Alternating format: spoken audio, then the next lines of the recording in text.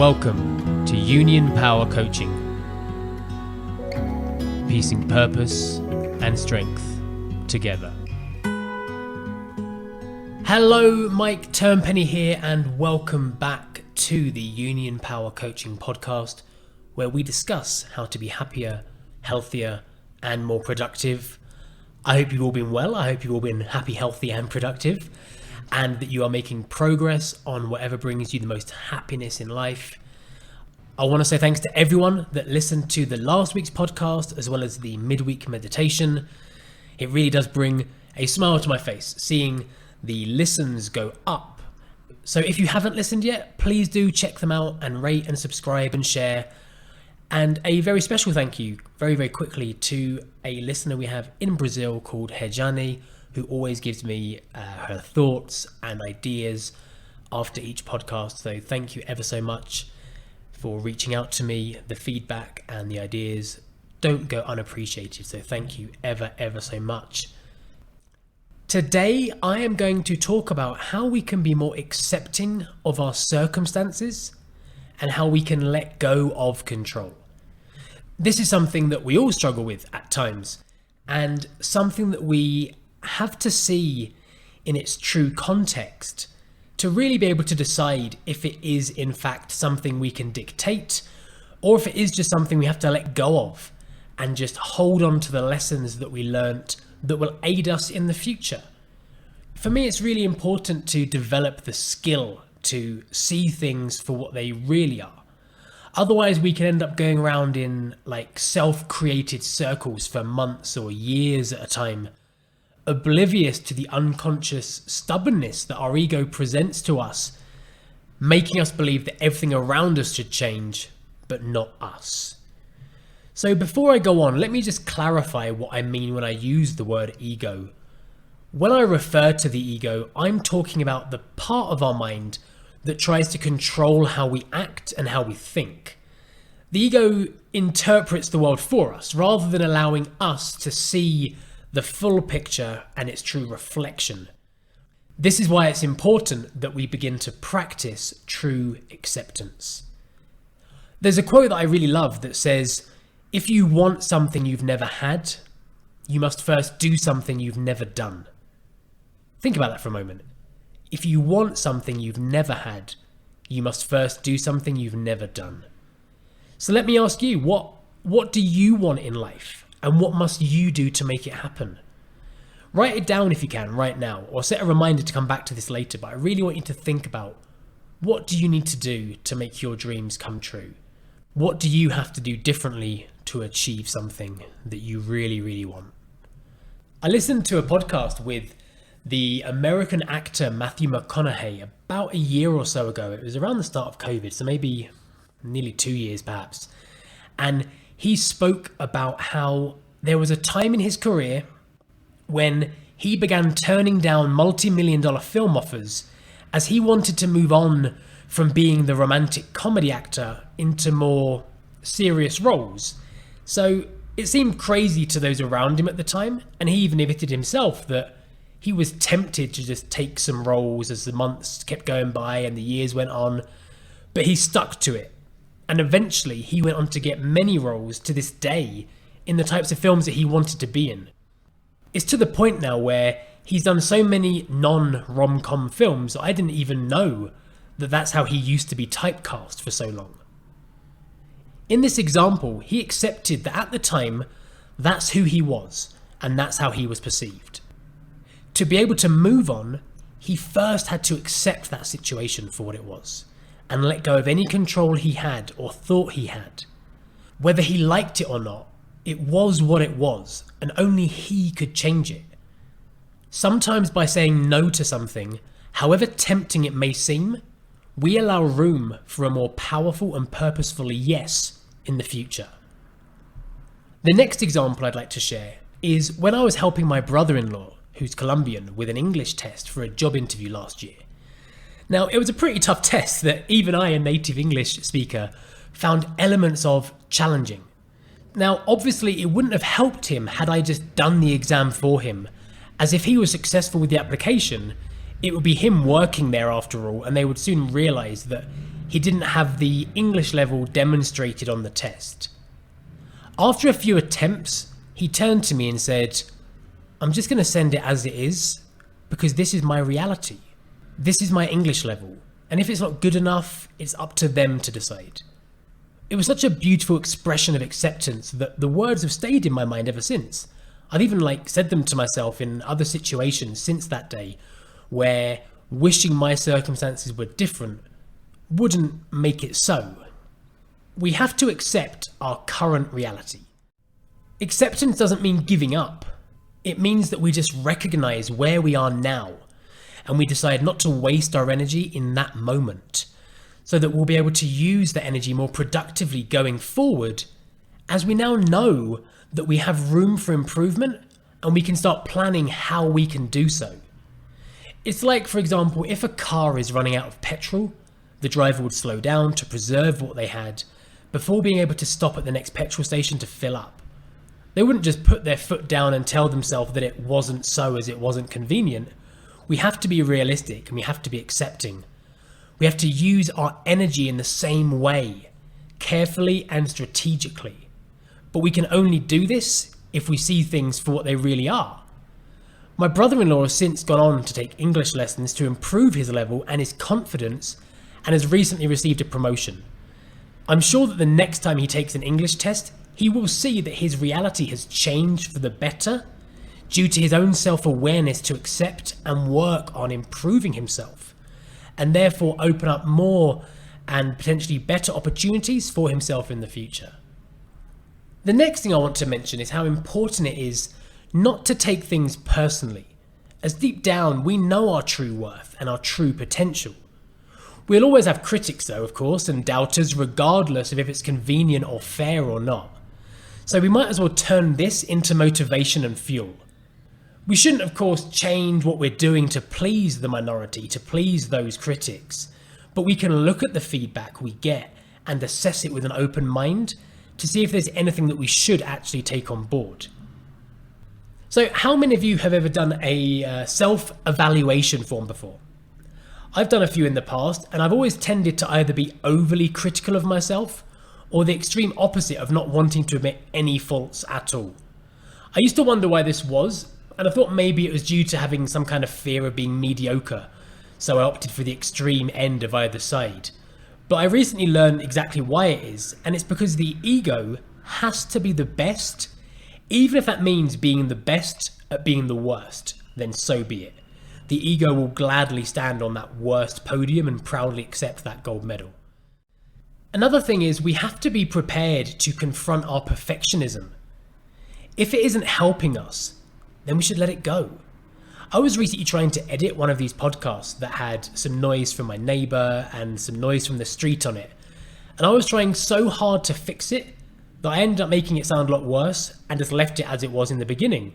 I've now decided that within reason to leave the recordings as they are, as these are my circumstances. I'm not Joe Rogan in a podcast studio. I'm Mike Turnpenny in my flat on the 5th floor in the centre of Bogota. There's going to be some noise filter through from time to time, and I'm sure that you lovely people will be forgiving and accepting of it, so thank you very, very much for that. So speaking of, not being Joe Rogan, I was speaking to a friend recently about saying things such as if only, or had I done it this way, or maybe if things were different. We all probably say things like this daily, which is fine, because by reliving scenes from our lives, we are able to program our mind for next time so that we can improve and get better results. However, if we're not careful, we can end up reliving a scene or scenes over and over and over again so much that we'll end up just torturing ourselves about what went wrong rather than seeing how we can learn from it. I lazily once decided to wash my wife's white shirt in a mixed wash load. Long story short, I bought her another shirt. I no longer wash white clothes with other colours, and luckily I am still married. In the instant aftermath of Shirtgate though, of course I lamented myself and said, why didn't I just wait? Why didn't I just do this?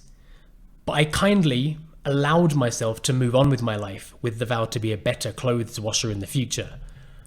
This obviously is like a humorous example with pretty low stakes, but the same attitude can be used in all levels of situations. We have to support ourselves through all learning processes. When our intentions are pure, but our execution still needs a little work, it's okay. Accepting where we made a mistake or where we can improve is for our own benefit. It's a positive habit to develop where we can see things for what they really are, and we can think of it as a good and helpful thing. Had I lied to my wife and told her that her white shirt had always been a dull shade of blue, it wouldn't have changed the truth of what had happened, and would have only had a negative impact on how she thought about me, and potentially cause a lack of trust in the future with other subjects. So now, to touch more on letting go of control, this is something I've thought about a fair bit lately. I'll go into further detail on a future podcast, but for those of you who follow me on Instagram or YouTube at Union Power Coaching, you will know that I take daily ice baths. This for me has taught me that by relinquishing the control that we have and trusting what will follow is often surprising. The thought of what's to come is often far scarier than the reality of doing something, be it an ice bath, a roller coaster, or doing perhaps a big favor for a friend. Using the ice bath as an example, I can tell you that the time in there allows for a much better day and mood than if I weren't to do it. 5 minutes in the water gives me a full day of feeling amazing, as opposed to not doing it for 5 minutes and therefore spending a full day on low energy and feeling like I didn't do something that I should do. As I say, I'll discuss this further in a future podcast, but if ice baths seem a little daunting, try starting with a 15-second cold shower first thing in the morning. You'll soon see that you are capable of flourishing when you let go of control and when you let go of that hot water tap. A perhaps more enjoyable example I can offer you that you might be more up for trying is going for a massage. There's an amazing Thai massage studio not too far from my house that my wife and I have been to a few times now. I always have the realization there that I have zero control. The massage therapists put me in positions that I didn't even know were possible and crack bones I didn't even know I had. For the hour duration of the massage, we hand ourselves over to someone else and we leave in one piece, feeling much better than before.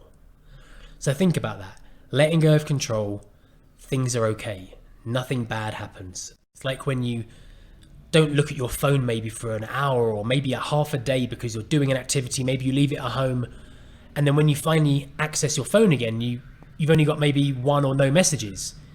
It's not because we're unpopular, it just means that nothing's happened. It's okay, like we don't have to be in constant control of everything around us. And when we practice this, like a lot of other things, it becomes much easier, enabling us to focus on the important things that we can control. Like how we respond to things, or our attitude, our general outlook on life. We become so much more available and present to ourselves and to others, and this is where we can be of far more use to the world. It will also help us to let things into our lives that we may have missed otherwise. When we stop swimming against the tide by fighting with ourselves, our friends, families, and colleagues, we slip blissfully into a far more pleasant flow where we can just have faith. Faith can mean whatever you want it to mean here, whichever interpretation fits your beliefs. For me as an agnostic person, it means that I leave life alone and have faith that if I go about things in the way that I deem to be correct, all will work out in the way it's supposed to work out in the end. If we focus on the present moment, we give the future a far better chance of developing into what will make us happy. I mentioned on the 10 Ways to Improve Our Routines podcast that I have an intentions diary that I write in each morning. Very often, usually on weekends, I write in it to allow for spontaneity, to go with the flow, to be open to sudden changes. It really helps me as I've already planted that seed that this could happen. I accept that I don't have control over this possibility. So it makes it far, far easier to just go with it when I need to. So to end today, I'd like to share 3 of my favourite passages from the Acceptance and Surrender chapter in Eckhart Tolle's book, Stillness Speaks. This has been a really important book for me over the last 4 or so years, And what I love is you only have to read a passage or two per day, as the idea is to meditate on the thought throughout the day. So here are 3 of my favourite passages from this book. Number 1. Do you really need to mentally label every sense, perception and experience? Do you really need to have a reactive like-dislike relationship with life where you are in almost continuous conflict with situations and people? Or is that just a deep-seated mental habit that can be broken? Not by doing anything, but by allowing this moment to be as it is. I love this one so much because by stopping labeling things, we let ourselves experience so much more. If we say, for example, we've had a bad day, we believe it because we don't give ourselves the opportunity to realize that really we just had one bad moment or maybe a couple of bad moments in the day surrounded by good moments. Therefore, we don't have to write off and label an entire day as bad for that reason. Okay, passage number 2. Whatever you accept completely will take you to peace, including the acceptance that you cannot accept and that you are in resistance. This one for me is really powerful because it reminds me of how sometimes we have to agree to disagree with people, because we respect each other enough to have different opinions and just move on. But sometimes we don't respect ourselves in the same way as we respect others, and we can't accept these things, and we struggle to accept something, we struggle to move on. But if we agree to disagree with ourselves, if we accept that we can't accept, we can try to begin moving on. And passage number 3 to finish today says, surrender comes when you no longer ask, why is this happening to me? We need to remember that nothing happens to us. We are merely just presented with circumstances, and how we react to them will help us and teach us far more than dwelling on a non-existent why. As the expression goes, life doesn't happen to us, it happens for us. Thank you all so much for coming back today for this episode of the Union Power Coaching Podcast. Please don't forget to like, rate, subscribe, follow on social media at Union Power Coaching and all that good stuff. It means so much and helps so much.